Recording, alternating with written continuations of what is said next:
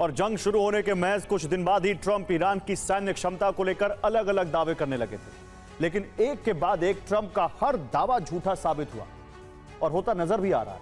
Iran के कमजोर होने का दावा करने वाले ट्रंप फिर सवालों के घेरे में हैं, क्योंकि अमेरिकन मीडिया की रिपोर्ट है कि अमेरिकी युद्ध मंत्री और राष्ट्रपति ने ईरान के बारे में जो भी कहा है वो पूरा सच नहीं है।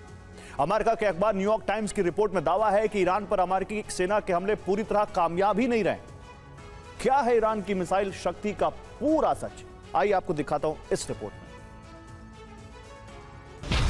फेल्ड ट्रंप का ऑपरेशन एपिक फ्यूरी, अखंड मुश्तबा की मिसाइल शक्ति। न्यूयॉर्क टाइम्स की रिपोर्ट है कि अमेरिका के विध्वंसक हमलों के बावजूद ईरान के पास हथियारों का बड़ा जखीरा मौजूद है। ईरान के पास अभी भी कई दिन की जंग लड़ने के लिए पर्याप्त सैन्य क्षमता है। अनुमान है कि जंग में सिर्फ ईरान के 60% ड्रोन नष्ट हुए और लगभग 40% घातक ड्रोन अभी भी हैं। अमेरिकी हमलों से केवल 40% मिसाइल लॉन्चर नष्ट हुए, करीब 60% बचे हुए हैं। न्यूयॉर्क टाइम्स की रिपोर्ट है कि केवल 30% मिसाइलें ही बंकर बस्टर बमों से नष्ट हुई और 70% मिसाइलें ईरान की अंडरग्राउंड सिटीज में अभी भी मौजूद हैं। जंग में गवाए करोड़ों डॉलर, नहीं बदला ईरान का सिस्टम। न्यूयॉर्क टाइम्स की एक रिपोर्ट के मुताबिक अमेरिका के लिए यह जंग सिर्फ घाटे का सौदा साबित हो रही है। न्यूयॉर्क टाइम्स की रिपोर्ट के मुताबिक अमेरिका को जंग में 25 से 35 बिलियन डॉलर का नुकसान हुआ है। पहले 6 दिन में ही उसे 11.3 बिलियन डॉलर का नुकसान उठाना पड़ा था, क्योंकि ईरान के हमले रोकने के लिए जंग में पेट्रियट और SM-2 जैसी महंगी मिसाइलें इस्तेमाल हुई। इनकी वजह से ईरानी ड्रोन इंटरसेप्शन की लागत बेहद ज्यादा हो गई। अमेरिका ने 1950 से 1953 तक चले कोरियाई युद्ध में 28 लाख करोड़ डॉलर फूंक डाले, जिसमें नॉर्थ कोरिया पर लगाम लगाई थी। वियतनाम युद्ध जो करीब 20 साल यानी 1955 से 1975 तक चला था, अमेरिका ने वहां 83 लाख करोड़ फूंक डाले थे, फिर भी जीत नहीं पाया था। इसी तरह 1990-1991 में खाड़ी युद्ध में अमेरिका ने 8 लाख करोड़ रुपए खर्च कर दिए थे, जबकि खाड़ी में ही 2003 से 2011 तक चले इराक युद्ध में भी 175 लाख करोड़ खर्च किए थे। अफगानिस्तान युद्ध में अमेरिका 2001 से 2021 तक फंसा रहा, जहां उसके सैनिकों पर 190 लाख करोड़ खर्च किए थे, जबकि इसी साल ईरान युद्ध में अब तक 4 लाख करोड़ खर्च कर चुका है। और 8 अप्रैल से लेबनान पर इजरायल ने भीषण बमबारी की। नेतन्याहू ने कहा कि लेबनान में इजरायल अपना एक बफर जोन तैयार करेगा ताकि हिजबुल्लाह को अपनी सीमा से दूर रखा जा सके। इजरायली सेना ने लेबनान में भी गाजा मॉडल लागू कर दिया है। सीज फायर के बाद गाजा की तरह ही लेबनान में येलो लाइन खींच दी गई है। जिस तरह फिलिस्तीनियों को येलो लाइन लांघने की इजाजत नहीं है, उसी तरह लेबनान की जनता को भी नहीं है। लेबनान में भी लोग गाजा की तरह ही अपना घर छोड़ने को मजबूर हो रहे हैं, क्योंकि इजराइल ने कहा है कि दक्षिणी लेबनान के इलाके में लोग वापसी नहीं करेंगे। दक्षिणी लेबनान में इजराइल ने सीमा से सटे गांवों को समतल कर दिया है। 12 लाख लोग इस जंग में विस्थापित हुए हैं। इजराइल ने लेबनान में बफर जोन बनाने के लिए येलो लाइन खींच दी है। हिजबुल्लाह प्रमुख ने कहा है कि इजरायली सेना को लेबनान से हटना होगा। इसके साथ ही इजराइल को लेबनान से गिरफ्तार किए गए लोगों को रिहा करना होगा। विस्थापित हुए लोगों को उनकी जमीन लौटानी होगी। इसके साथ ही ध्वस्त इलाकों के पुनर्निर्माण के लिए अरब और अंतर्राष्ट्रीय जगत को मदद देनी होगी। साल 2023 से लेकर अब तक अमेरिका के 11 टॉप साइंटिस्ट या तो संदिग्ध हालात में मारे गए या फिर अचानक गायब हो गए। और चौंकाने वाली बात यह है कि सभी वैज्ञानिक किसी ना किसी तरीके से परमाणु, अंतरिक्ष या मिसाइल तकनीक से जुड़े थे।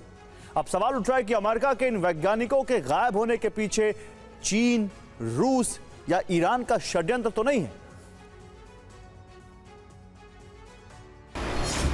Amy Eskridge, William McCasland, Monica Reza, Steve Garcia, Jason Thomas, Nuno Loureiro, Karl ग्रिलमेयर। तो क्या कोई अमेरिका के सबसे तेज दिमागों को चुन चुन कर निशाना बना रहा है? पिछले 2 सालों में एक एक कर 11 टॉप वैज्ञानिक या तो रहस्यमय तरीके से गायब हो गए हैं या संदिग्ध हालातों में मृत पाए गए हैं। ये वैज्ञानिक परमाणु ऊर्जा, एंटी ग्रेविटी और मिसाइल तकनीक जैसे विषयों के एक्सपर्ट थे। और ये सभी वो वैज्ञानिक थे जो अमेरिकी सेना के साथ मिलकर अमेरिका के बड़े डिफेंस प्रोजेक्ट के लिए काम कर रहे थे। और मुश्किल ये है कि इस लिस्ट में शामिल हुआ सबसे नया नाम वैज्ञानिक एमी एस्केरज का है। 34 साल की वैज्ञानिक एमी एस्केरज एंटी ग्रेविटी की एक्सपर्ट और अमेरिकी सेना के फ्यूचर वेपन यानी भविष्य के हथियारों से जुड़े एक सीक्रेट प्रोजेक्ट्स पर काम कर रही थी। मेजर जनरल विलियम मैकासलैंड अमेरिकी एयरफोर्स के रिटायर्ड अधिकारी थे। वो अमेरिकी वायुसेना से जुड़े यूएफओ और स्पेस रिसर्च के लिए काम कर रहे थे। विलियम फरवरी 2026 से लापता है। अगला नाम है मोनिका रेजा का, जो रॉकेट साइंटिस्ट थी।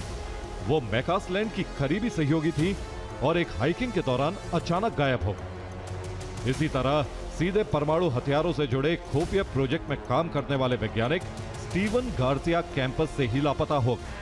न्यूयॉर्क पोस्ट की रिपोर्ट में पूछा गया है कि क्या इन वैज्ञानिकों ने कुछ ऐसा जान लिया था जिसे सिस्टम छिपाना चाहता था। रिपब्लिकन सांसद टिम बर्चेट ने तो यहां तक कह दिया है कि इस बारे में हमें अपनी सरकार पर भरोसा नहीं करना चाहिए। कैरोलिन लेविट ने कहा कि राष्ट्रपति ट्रंप के आदेश पर एफबीआई और अन्य फेडरल एजेंसियां इन सभी केसों की एक साथ जांच कर रही हैं। खुद राष्ट्रपति ट्रंप ने स्थिति को काफी गंभीर बताया और वादा किया है कि अगले कुछ दिनों में देश के सामने सच होगा। इधर जापान और उत्तर कोरिया के बीच तनाव बढ़ता जा रहा है और इसकी वजह ताइवान है। किम की मिसाइलें जापान के समुद्री क्षेत्र के पास गिरी, जो जापान को ताइवान से दूर रहने की चेतावनी मानी जा रही है।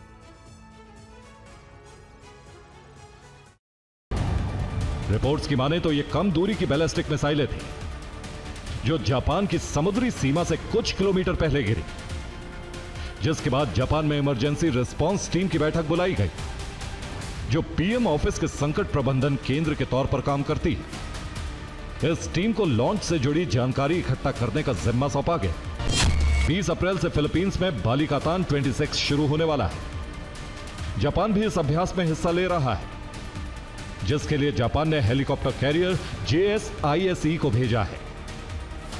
साथ ही JS इकाजुची डिस्ट्रॉयर को भी भेजा गया है। दावा है कि जापान का यह डिस्ट्रॉयर ताइवान स्ट्रेट से होकर गुजरा, जिससे बीजिंग में मौजूद शी जिनपिंग बौखला गए हैं। चीन ने यहां मौजूद अपनी नेवी को हाई अलर्ट पर डाल दिया है।